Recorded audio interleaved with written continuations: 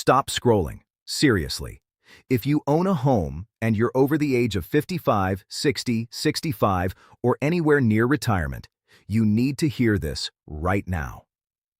What I'm about to share with you affects one of the biggest financial decisions you will ever make in your lifetime: selling your home. And here's the thing that worries me most. Most people don't find out about these changes until they're sitting across from a tax accountant after the sale is already done, and by that point, it's too late to do anything about it. So stay with me for a minute, because this is one of those videos that could literally save you tens of thousands of dollars, or help you avoid losing them. We're talking about the IRS Home Sale Exemption, specifically the rule that allows you to exclude up to $250,000 in profit from your home sale from federal taxes, or up to $500,000 if you're married. That rule has been around for a long time. A lot of people know about it in a general way. But what most people don't realize is that in 2026, there are serious discussions happening in Washington and real legislative and regulatory shifts already underway.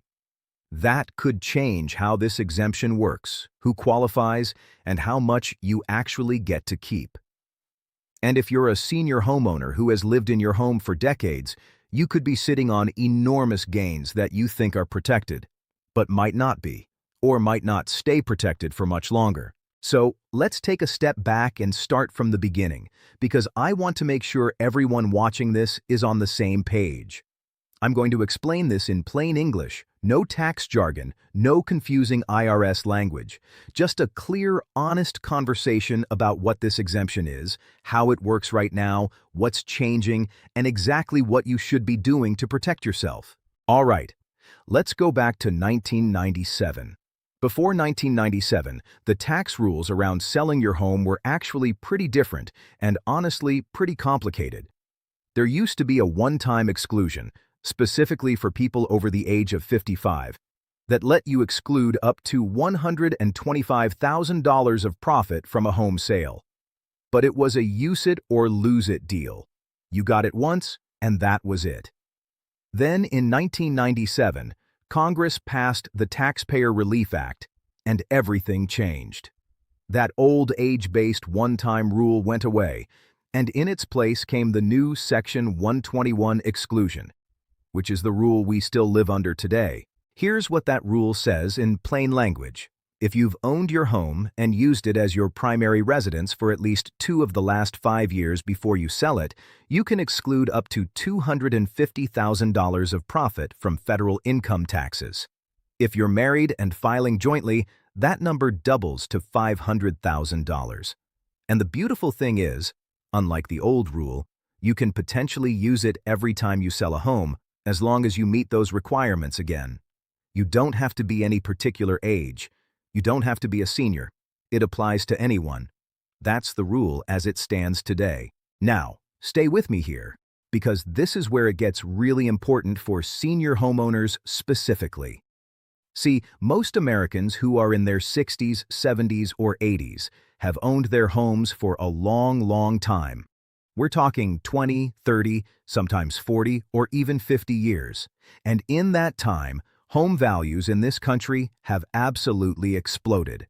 A house that was bought for $80,000 in 1985 might be worth $600,000 today, maybe $700,000.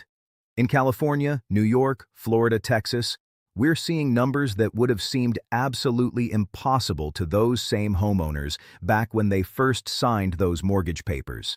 And this is what a lot of people don't realize. When you sell a home, the IRS doesn't care what you paid for it or how long you've lived there emotionally. What the IRS cares about is your capital gain. That's the difference between what you paid, your cost basis, and what you sold it for. So if you bought your home for $100,000 and you sell it for $600,000, your capital gain is $500,000. Now, if you're single, you can exclude $250,000 of that. But you still have $250,000 of taxable gain sitting right there. That could mean a tax bill of $50,000, $60,000, $70,000 or more, depending on your tax bracket. For a married couple, That $500,000 exclusion covers the full gain in this example, but only barely. And if your gain is larger, you're still on the hook for the rest. This part is important, so I really need you to pay attention here. The $250,000 threshold for individuals and the $500,000 for married couples has not been adjusted for inflation since 1997. Think about that for a second. 1997. That was almost 30 years ago. In 1997, a home gain of $250,000 was enormous. It covered the vast majority of home sales in America. But today, in 2026, thanks to decades of rising home prices, that number is becoming increasingly inadequate for millions of homeowners, especially seniors who bought their homes decades ago and have watched the value climb year after year after year. What was once a generous exclusion is quietly becoming a partial one, and millions of people don't even know it until they try to sell. And now, here's the part that has a lot of financial planners and senior advocacy groups genuinely concerned. There are active conversations happening right now in Congress and within tax policy circles about what to do with Section 121. And those conversations are going in more than one direction at the same time, which makes this moment particularly important and particularly confusing. On one side, there are lawmakers and advocates who are pushing to increase the exemption amount.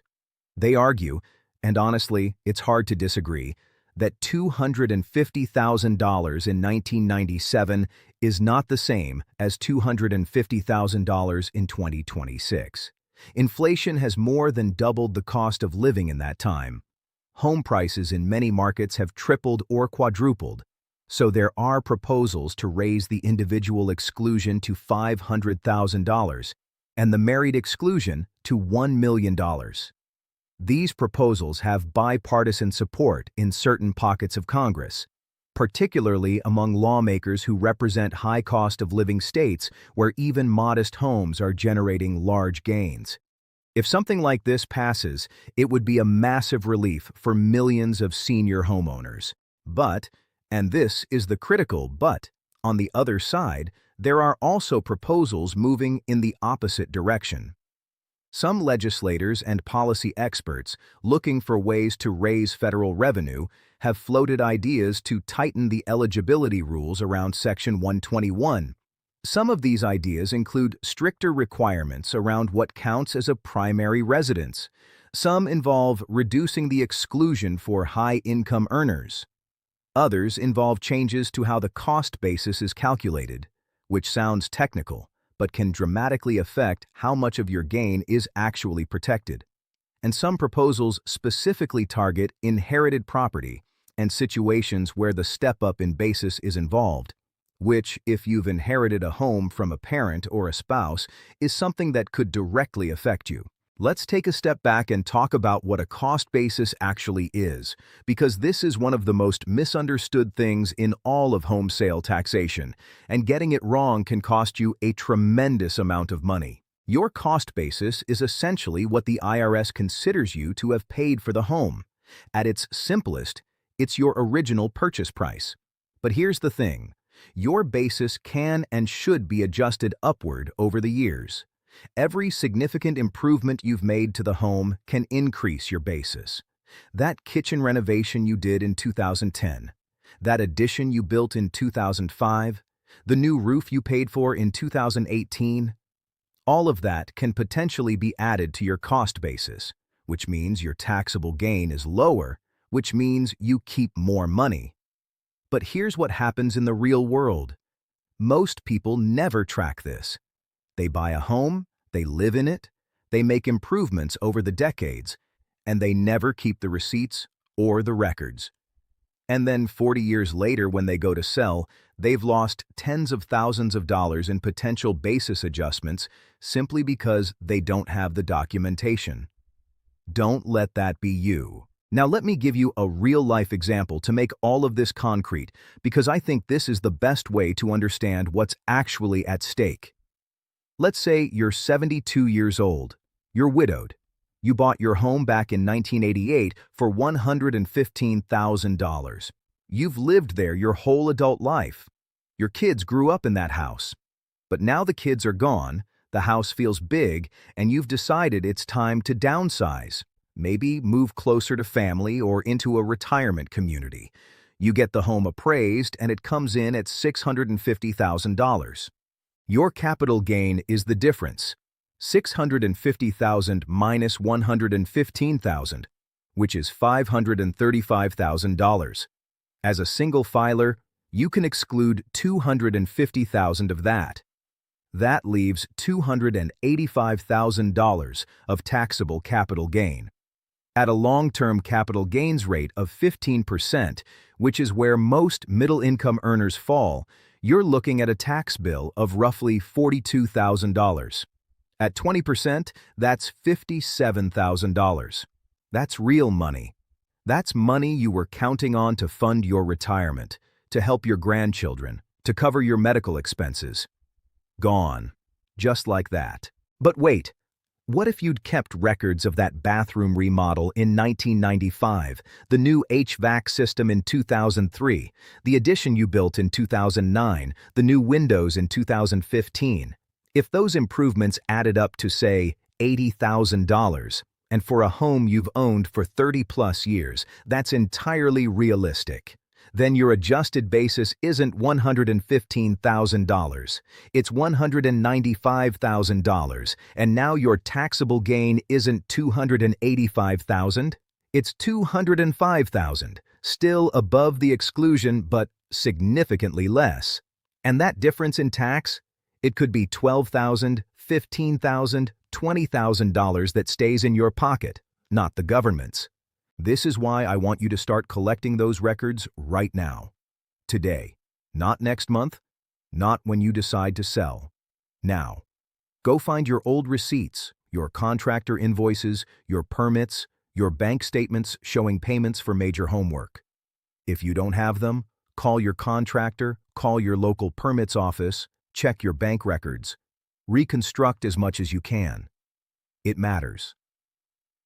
Now let's talk about some of the specific situations that are coming up more and more often as we move through 2026, because the rules get more nuanced depending on your circumstances, and I want to make sure you know where the potential traps are. First, let's talk about what happens when only one spouse is on the title.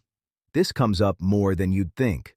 Sometimes for estate planning reasons or because of how a home was originally purchased, only one spouse's name is on the deed.